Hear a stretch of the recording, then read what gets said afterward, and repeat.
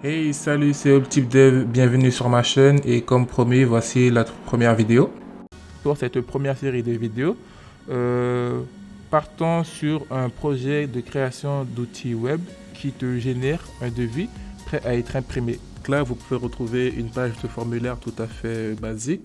On retrouve le nom de l'entreprise, nom du dirigeant, statut juridique, date, activité, adresse, numéro de téléphone, email, objectif, etc. Description. La description, c'est le tableau de récapitulatif qu'on retrouvera à la fin. Et du coup, ensuite, vous pouvez voir en haut à gauche sur la petite barre de navigation, il y a accueil, donc la page formulaire. Et ensuite, recherche de vie, ce sera dans la deuxième partie de la vidéo. Et du coup, quand vous rentrez les informations nécessaires et que vous cliquez sur créer le devis, ça nous crée automatiquement le devis. Donc là, on peut trouver le prestataire, le client, la date où ça a été émis, le numéro du devis, l'objectif et le petit tableau que je vous avais dit avant.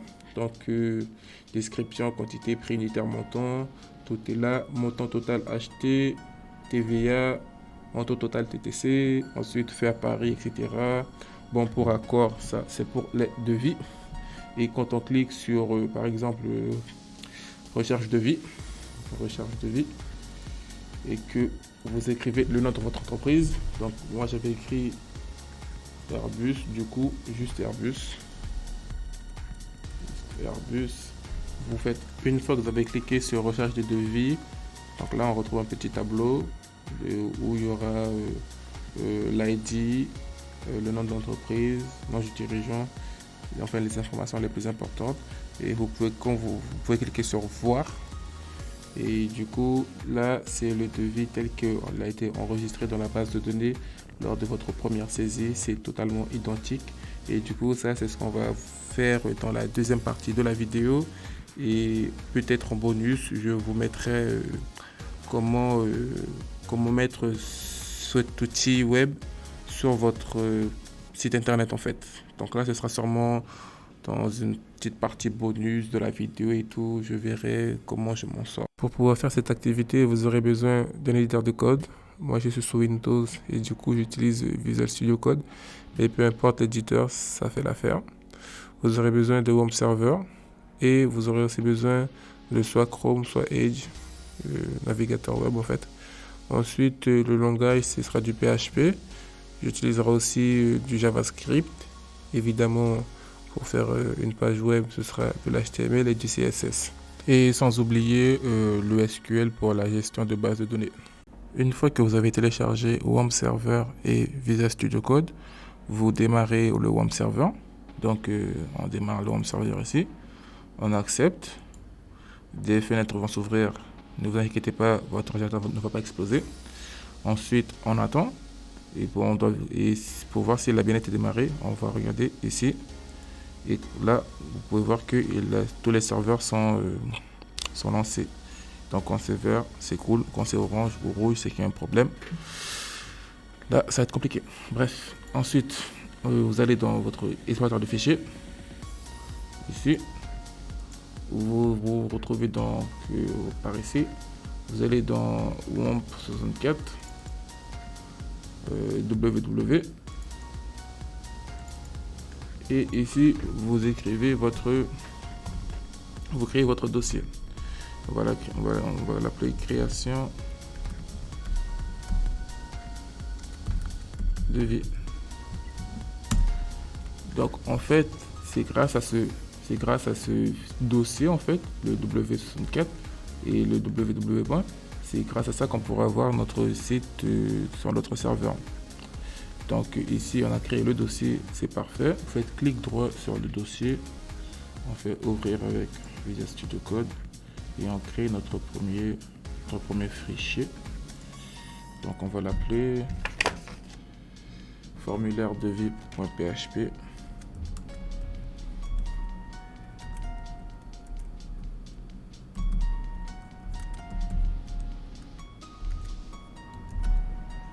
Ça, ce sera notre première page. Donc ça, ce sera la page.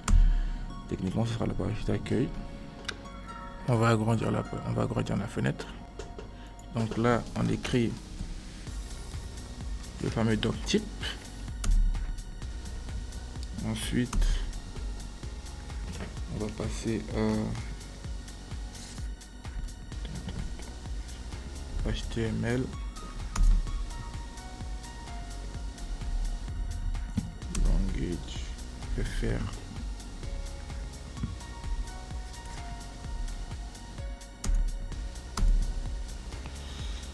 À présent, ce sera le header, donc l'entête de page, donc ce sera le head, juste le head.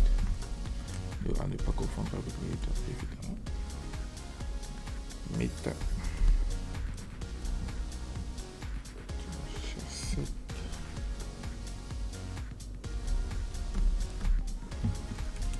Meta charset, le fameux UTF-8. Ensuite, ce sera meta encore et toujours.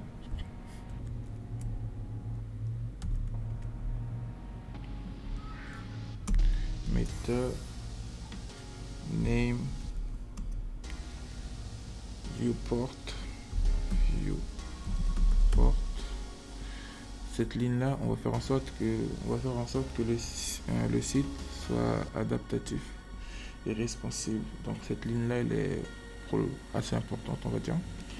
Du coup, une fois qu'on a fait viewport, virgule, content, c'était quoi?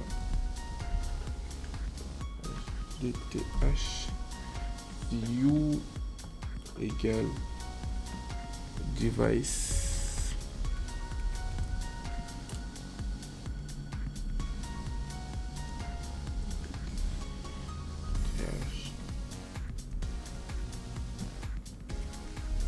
Initial, voilà, initial tiret scale.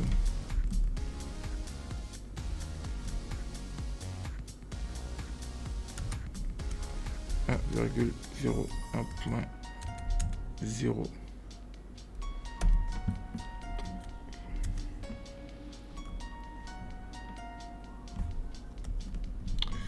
Ensuite, le title, on va l'appeler formulaire de vie. Là, on a fini le header. On va passer au body.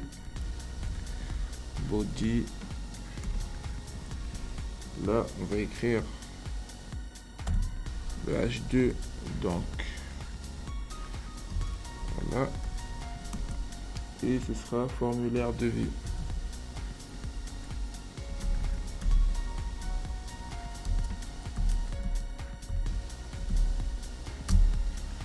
Une fois que c'est fait, on enregistre et on va le chercher pour voir si tout est bon.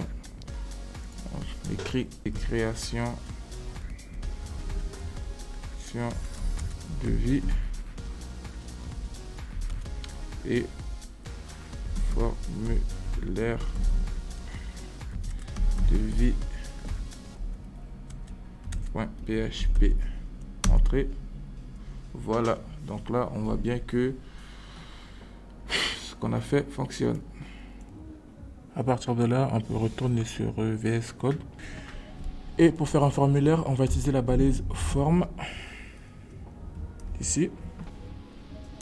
Ensuite, l'action, parce que moi je préfère mettre cette partie-là dès le début. L'action, ça permet tout ce qui va se trouver dans la balise formulaire. Et grâce à l'action, il sera directement envoyé vers la page traitement formulaire.php. Ensuite, je mets méthode, la méthode de l'envoi. La méthode sera du post, parce que voilà, c'est post. Ensuite, attendez, voilà. À partir de là, on va commencer à mettre cases, donc les entrées du formulaire. On allait commencer par le label. Je vais mettre une photo du devis juste à côté, comme ça on peut voir notre avancée. Voilà. Donc ici, comme vous pouvez le voir, on a nom de l'entreprise, nom du dirigeant, statut juridique. On va commencer par là. Donc nom du dirigeant. Label. Fort. Nom dirigeant. Voilà. Nom du dirigeant. Ici. Deux points. Ensuite, son input. Input. Texte, évidemment. Ensuite, le name. Ce sera la même chose. Nom dirigeant. Et le required pour être sûr qu'on est bien obligé d'entrer cette information. Ce sera la même chose pour le nom du dirigeant, nom de l'entreprise. C'était d'abord le nom de l'entreprise, ensuite le nom du dirigeant et statut juridique. C'est pas grave. On s'arrange.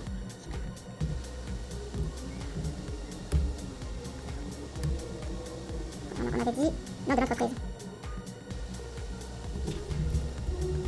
Donc, nom de l'entreprise.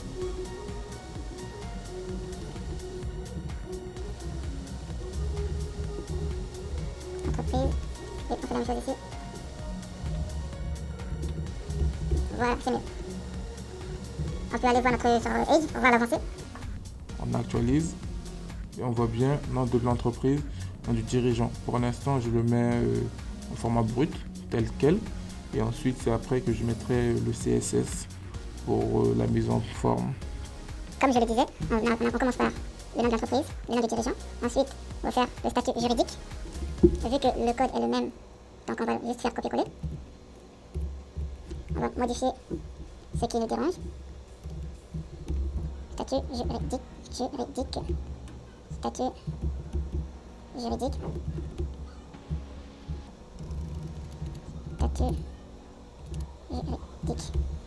Donc on a fini avec celui-là. Et on fait la même chose pour la date. Mais par contre la date, au lieu du type texte, ce sera type date. Donc date. Voilà. Et pour l'activité, on va faire pareil. Activité, texte, donc là c'est la même chose. Activité. Activité. En majuscule c'est possible. Et pour l'adresse, ce sera la même chose. Donc l'adresse, on fait adresse. En majuscule c'est possible. À partir de là, on peut aller vérifier notre page Edge. Ici, sur Edge, on réactualise et on voit bien toutes les entrées qu'on a créées. Et ici, la date, statut juridique et statut date. Oh là. Ensuite, statut juridique, date. Bon. Parfait. Là. Donc là, la modification a bien été prise en compte. Il n'y a plus statut date, mais date. Ensuite, il nous manque le téléphone, le mail et l'objectif. Pour le numéro de téléphone, ça va être un peu plus, pas complexe, mais voilà. C'est là qu'on va mettre notre script JavaScript. Pour vous montrer, on reprend le localhost d'avant. Et ici, dans le téléphone portable, vous voyez que on ne peut pas excéder 10 caractères, 2 caractères à la fois, tous séparés par des tirets. Donc là, si je mets numéro, vous voyez que ça se formate tout seul. N'importe quel numéro, ça se formate tout seul. Donc ça, pour le faire, on aura besoin d'un petit script JavaScript. Donc pour faire ce script, on va retourner sur VS Code et ici, on va commencer à mettre le numéro de téléphone. Donc la première partie, ça ressemble à peu près à ça. Donc on reprend celui-là. Ensuite, on met portable.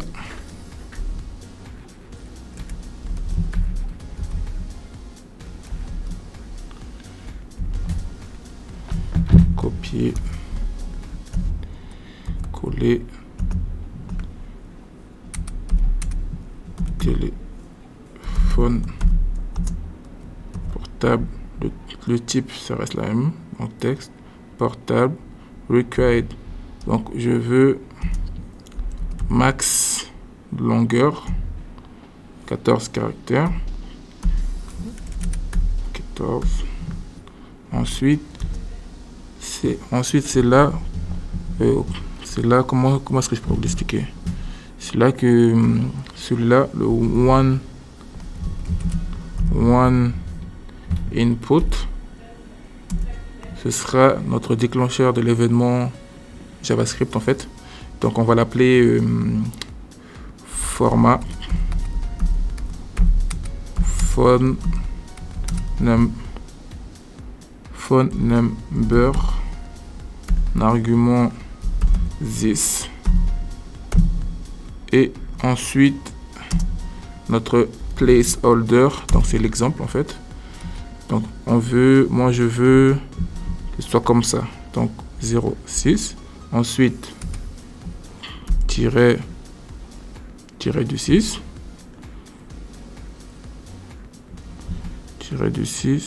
l'underscore, underscore. Donc il y a 1, 2, 3, 4, il manque encore un, l'underscore. Donc je veux que au moment du formatage, que ça ressemble à ça. Du coup, là, on va enregistrer et vérifier si ça fonctionne. Donc on va retourner sur Edge. Une fois de retour sur Edge, on retourne sur notre formulaire et on l'actualise. Et vous voyez que là, donc le numéro de téléphone, ça c'est le placeholder, le 06 quelque chose là. Donc ça nous montre à quoi va ressembler notre numéro de téléphone une fois formaté. Et là, si j'écris, donc là, il y a des lettres et caractère spécial. Ça, je n'en veux pas. Et du coup, ce que je dois faire, c'est retirer les lettres. On ne peut pas mettre de lettres que des chiffres. Ensuite, mettre des tirets, 06 quelque chose. Et retirer tout ce qui est caractère spécial. Donc ça, c'est les trois points sur lesquels je vais devoir créer le script en fait. Une fois de retour sur VS Code, on va à la ligne et ensuite on commence à écrire notre script. Donc pour ce faire, c'est script, à la ligne, fonction que l'on va appeler format phone number, comme on l'avait dit en fait, et entre parenthèses, ce sera notre input. Il est où input? Voilà. Et je vais commencer à mettre les commentaires, comme ça au moins je ne vais pas les oublier. Donc on avait dit, premièrement, c'était pas formaté, c'était supprimé. Supprimer tous les caractères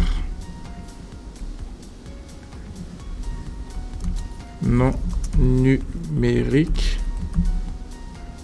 du numéro de téléphone. Deuxième point. Donc deuxième point, on avait dit format le numéro de téléphone en ajoutant des tirets. Voilà. Et troisième point, c'était mettre à jour la valeur de l'input avec le numéro de téléphone formaté. Donc c'est sur ces trois points là qu'on va construire notre numéro de téléphone. Voilà. Je viens de me rendre compte de ma mauvaise manie à écrire phone. Donc c'est format phone. Ensuite format phone.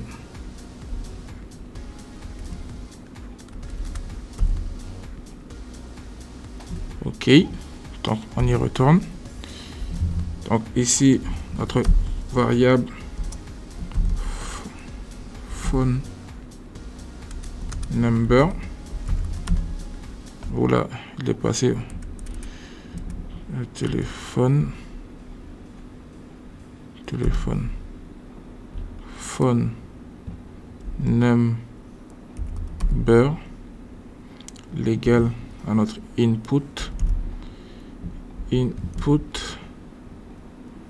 point la valeur que l'utilisateur a rentré point replace, et c'est là dedans que l'on va écrire notre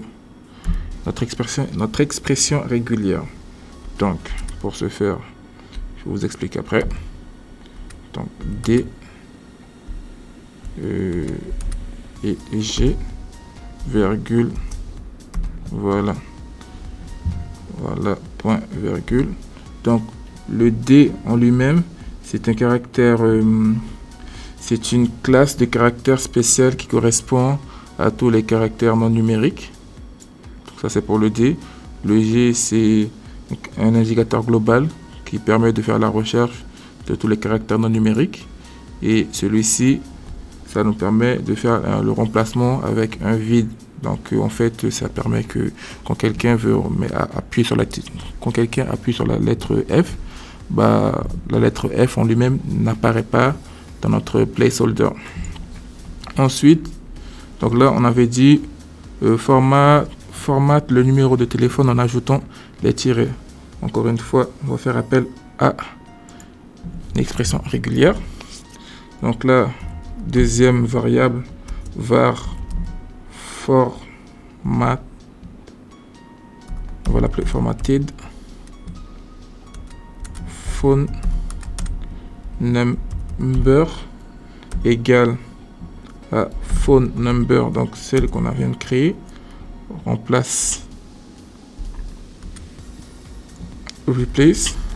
Donc là, une fois que cette partie là est OK, donc elle apparaît ici, donc le phone number, et on le remplace encore une fois par les expressions régulières pour ajouter les tirets entre parenthèses. Donc je fais ça et je vous explique après. Donc ici ce sera parenthèse slash D2, on ferme notre, voilà, et on ferme notre parenthèse. Donc ça, on doit le reproduire 5 fois. Voilà, copier, coller, coller, coller. Donc 1, 2, 3, 4, 5. Ensuite, on sort de là et on place une virgule, et là ce sera $1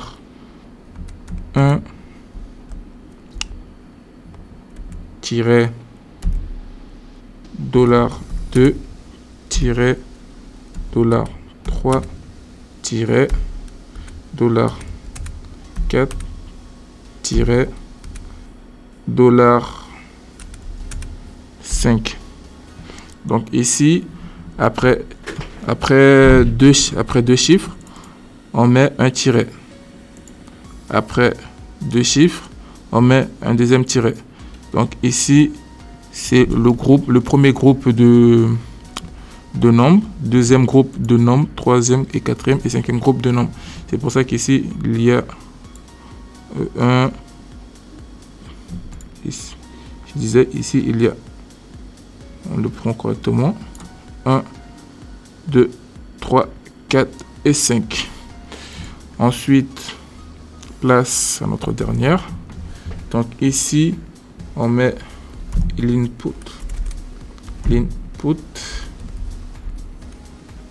Oula, pas de E. Point value égale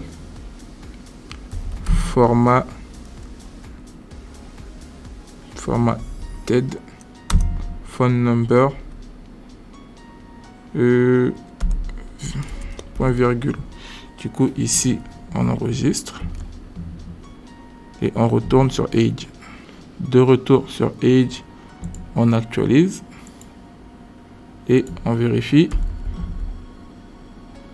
Voilà. Donc là on a une erreur, mais que voulez-vous, c'est des choses qui arrivent. Donc on retourne sur VS Code. De retour sur VS Code, on voit que déjà le français il prend le dessus, c'est pas remplace mais replace. Donc ici aussi replace et ensuite point virgule, des erreurs de débutant. On enregistre et on retourne sur Age. De retour sur Age, on réactualise et on vérifie. Là c'est bon, et pas de caractère spécial. C'est bon. On peut retourner, on peut continuer à la suite. Ensuite, revenons sur notre formulaire pour en rafraîchir un peu la mémoire. Sur le formulaire, on retrouve, il nous reste l'email, l'objectif et le tableau description. Donc par ici, petit deuxième script en fait. Et quand on clique sur ajouter une description, on peut en rajouter une description et ainsi de suite. Donc mission, quantité, prix unitaire et tout ça sera enregistré dans notre tableau description, le tableau que je vous avais montré au début. Donc cette partie-là, ce sera notre deuxième script. Donc let's go. De retour sur VS Code. Donc là, on avait dit que il nous restait mail, objectif et la description. Donc mail et objectif, c'est la même chose. On prend ce code et on le colle ici.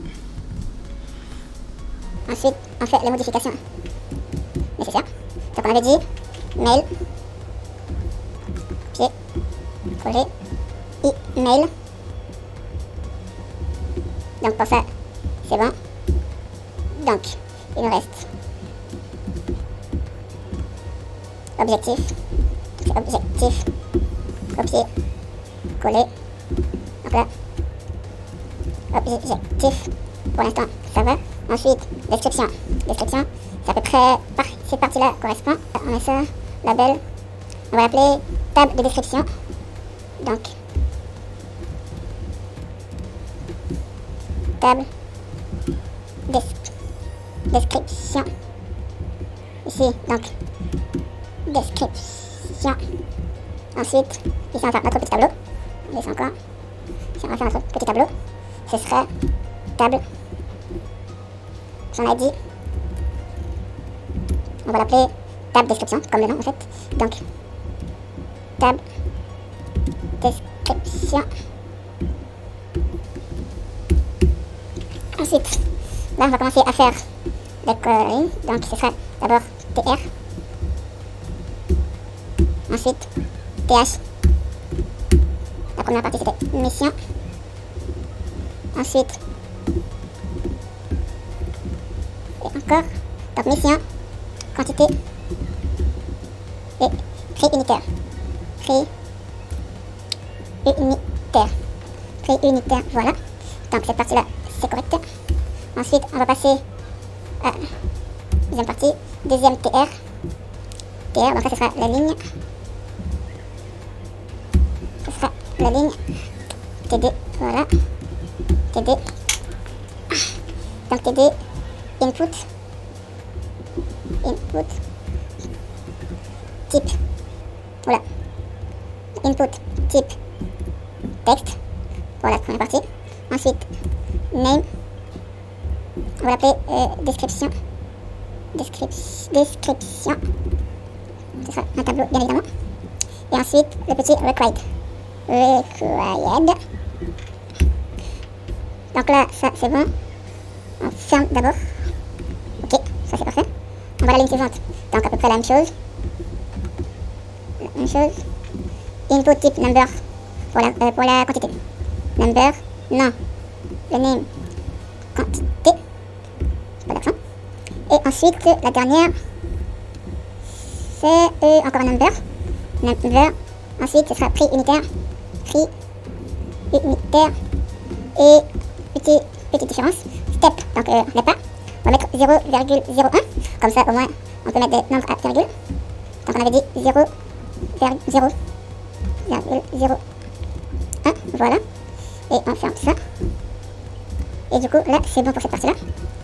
Donc là, notre tableau, il est fini. Ici, on va mettre le petit button. Button type. Button. Du coup, ça, ce sera l'événement pour quand on clique sur l'ajouter la ligne. Donc, on dit one click. One click. On va l'appeler ajouter ligne. Et ensuite, on va dire ajouter une ligne.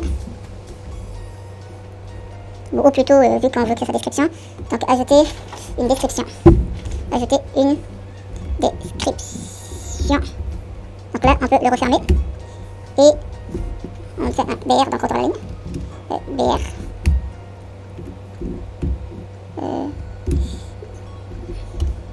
BR. Oula. BR. De retour à la ligne, on fait notre input pour le submit, créer le devis. Et là, ça ne sera pas encore fini vu qu'on n'a pas encore créé notre événement d'ajouter la ligne. Donc là, c'est vraiment pour finir avec la mise en forme. Donc l'input, input, type, submit. Donc, value,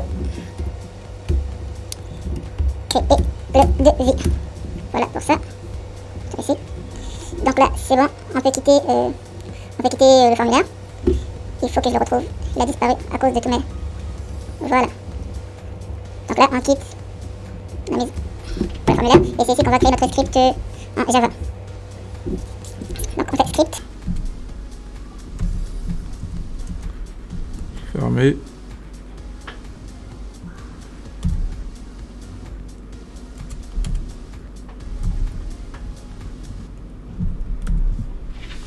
Une fois que vous avez enregistré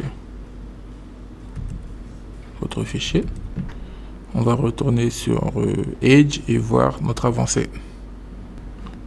De retour sur Edge, donc là j'actualise et on voit bien mail, objectif, description. Donc là, mission, quantité, prix unitaire. On peut d'ores et déjà écrire certaines choses. Quantité, on ne peut mettre que des chiffres. Et prix unitaire, on peut augmenter de 0,01. Mais pour l'instant, on ne peut pas mettre de description. Voilà. Pour l'instant, on est là. Donc là, ce qu'il nous reste à faire, c'est de pouvoir ajouter à chaque fois des lignes, donc pour mission, quantité et prix unitaire. À chaque fois qu'on clique sur ajouter une description, ça nous ajoute une description. De retour sur VS Code pour pouvoir faire notre petit script pour ajouter les lignes. Donc là, script, donc c'est fonction, on va l'appeler ajouter ligne. Donc c'est ce qu'on avait écrit au début. Ajouter ligne, argument, il n'y aura pas d'argument. Ensuite, var table. Donc là, on va faire intervenir la table qu'on a créée. Var table, ce sera document point get element id. Et donc l'élément id, c'est le nom de notre table qu'on avait décidé. Donc c'était table description. Voilà. Voilà. On va vérifier si c'est bien ça. Donc c'était, on remonte. Table description, c'est bien ça. Donc là, on continue. Donc là, d'abord, on va devoir créer notre une ligne. Donc row var row égale table point insert row. Une fois que c'est fait, on peut passer aux cellules. Var cell 1 égale row point insert cell donc la cellule 0, donc la cellule description. Ensuite, ce sera pareil pour les deux prochaines cellules. On va juste changer une chose. Donc 1 et cell 3 insert 2. À partir de là, les points virgules, on ne les oublie pas. Point virgule, point virgule, point virgule. Ensuite, on passe cell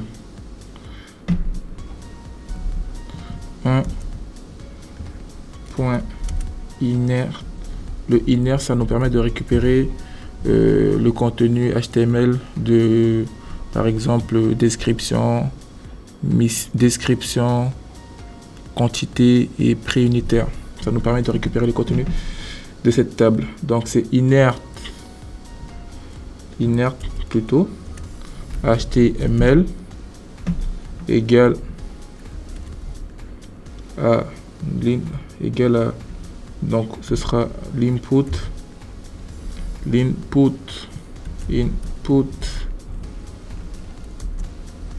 type égale texte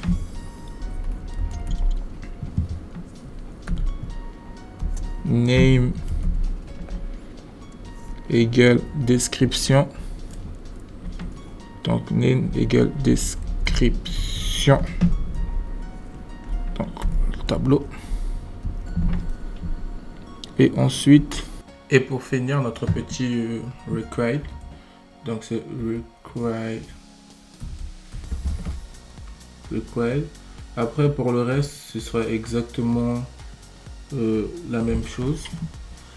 Du coup ici on peut le fermer et la ligne suivante ce sera quantité et prix unitaire. Donc quantité, son type c'est number,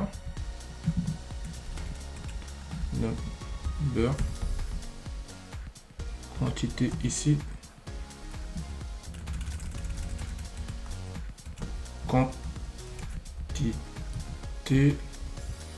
et ici type number. Ici ce sera prix unitaire. Prix unitaire. Donc après, il faut pas oublier le step de 0,01. Donc c'était 0,01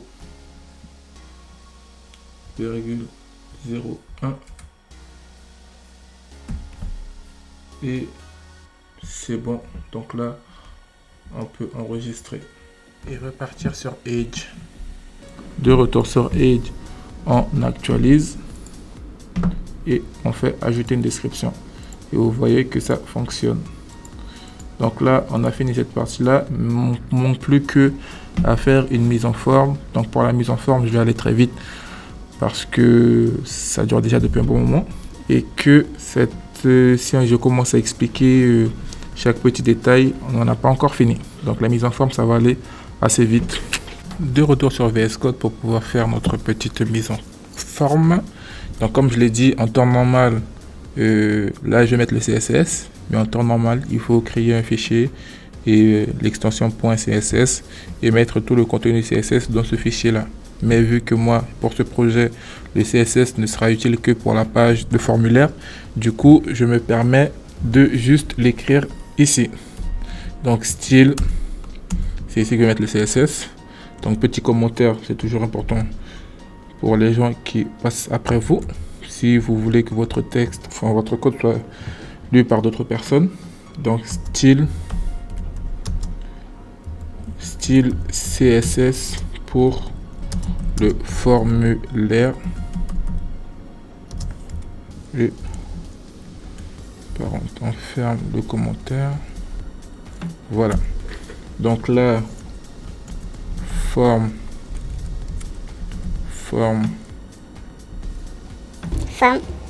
voilà, largeur, donc ce qu'on avait déjà dit, ce serait du 400 px. Ensuite, margin, je mets en auto. Ensuite, label, virgule, input, je prends les deux en même temps, voilà, display, bloc, avec margin, bouton, je le retrouve pas. On retire celui-ci et je mets margin button ici. Margin button 10 pixels. Label font height. Alors, je le mets en bold. Et ensuite l'input type texte. Donc ce sera le type texte. Ensuite l'input, même chose, type button, number plutôt, number. Ensuite, c'est terminé. Et l'input type égale date. On peut aller à la ligne. Largeur, je réglera ça 100%. Et le padding, je le mets en 5 pixels. Voilà. Donc ce qui nous reste à faire actuellement, c'est encore un input type submit, le bouton créer le devis. Donc pour lui, je lui donne un background color. Et ce sera du 4 CAF 5 0. Ensuite, ce sera color. Ce sera du blanc, white. Ensuite, border, je le mets en 10 px. Déjà, px. Ensuite, ce sera du curseur pointer qui apparaît un peu plus gros. Voilà. Et encore une fois, il nous reste notre dernier input. Input type submit waiver. Ensuite, dans le background, background color. Et ce sera du 45 à 0,49. Donc petite faute ici, ça c'est bon. Et ensuite, normalement, on enregistre. Petite erreur ici. C'est pas égal, mais petit point. À partir de là, on peut enregistrer. En revenant sur VS Code, je me suis rendu compte que ce n'était pas exact. Il y avait quelques erreurs. Donc ça, c'est submit, pas submit. Ensuite, color, c'est bon, mais c'était plutôt le padding que je voulais mettre en padding que je voulais mettre ainsi. Et le border, ce serait plutôt un none. Voilà. Avec cette modification, normalement, je devrais avoir ce que je veux. On retourne, on enregistre et on retourne sur Edge. Ici, de retour sur Edge, donc j'ai supprimé l'autre formulaire, ça ne s'appelle à rien. Donc ici, on actualise et on voit bien que c'est exactement comme je le voulais, comme je vous avais montré au début. Tout fonctionne à merveille. Ici, on peut rajouter, et même si on essaie de créer, ça ne peut pas. Donc là, on a fini pour aujourd'hui. Et du coup, dans les prochaines vidéos, on va devoir stocker tout ça dans notre base de données et puis créer notre fichier traitement formulaire pour traiter tout ça et afficher le devis une fois que l'on clique sur créer le devis. Donc ça, c'est pour la prochaine vidéo. Du coup, n'hésitez pas à vous abonner et activer la cloche si besoin, et aussi partager le travail si ça vous a plu.